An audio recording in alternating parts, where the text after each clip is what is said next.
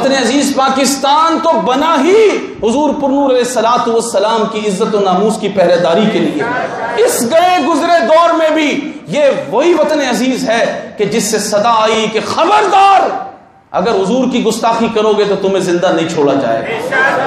57 ممالک تھے نا. فرانس کا مسئلہ تو عالمی لیول کا مسئلہ تھا لیکن آواز کہیں سے نہیں آ رہی تھی. امیر المجاہدین وہ شخصیت تھے جنہوں نے پورے پاکستان کو ایک نمائندہ بنا کر حضور کی امت کا پیش کیا. وہ اقوام متحدہ میں نہیں گئے. سمجھ آ رہی ہے بات؟ ہاں، وہ اقوام متحدہ میں نہیں گئے کہ ہماری نبی کی عزت کا مسئلہ تم حل کرو. وہ تو کفار ہیں، مشرک نجس ہیں، ناپاک ہیں، وہ کیا حل کریں گے؟ حضور علیہ الصلوۃ والسلام کی عزت و ناموس کے مسئلے کا صرف ایک ہی حل ہے. ہم انہیں کہتے ہیں حضور کے بارے میں بات نہیں کرنا.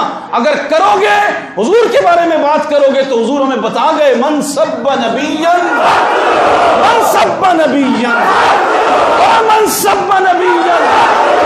میں کہتا ہوں یہ فرانس کے مسئلے کو پھر دوبارہ اٹھا لے قوم.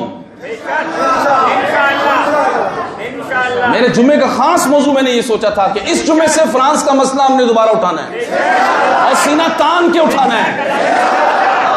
ایسے سب سے پوچھ رہا ہوں، ایسے یہ کیا سمجھ رہے ہیں کہ جیلوں میں ڈال کے فرانس کا مسئلہ دب جائے گا؟ فرانس تمہارا باپ لگتا ہوگا. ہم فرانس کے مسئلے پہ پھر وہی بات کر رہے ہیں کہ ہم نے اس ملعون کا سر اتارنا ہے. ہم نے اس ملعون کا سر اتارنا، پھر فرانس کا مسئلہ ہم نے اٹھا لیا ہے. اور تحریک لبیک یا رسول اللہ اور حضور کا ہر غلام وہ اب اس پر پیرا دے گا. قوم پھر کھڑی ہوگی اور انشاءاللہ تعالی ہم نے اپنی منزل کو پہنچنا ہے کہ ہم نے اس گستاخ رسول کا سر اتارنا ہے. کس بات پر میں کہہ رہا ہوں؟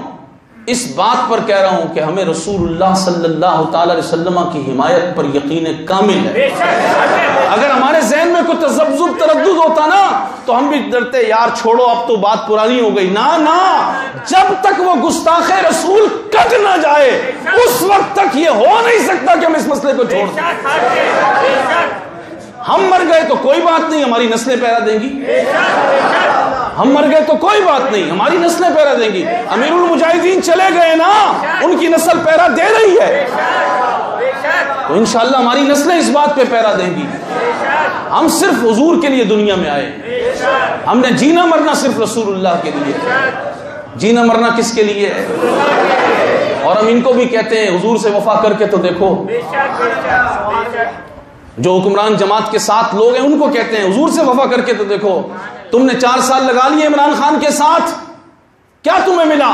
تم نے زندگی گلا دی اپنی نواز شریف کے ساتھ، پیپلز پارٹی کے ساتھ، ایم کیو ایم کے ساتھ رہ کر تم نے اپنا سب کچھ تباہ کر کے دیکھ لیا، تمہیں کچھ نہیں ملا.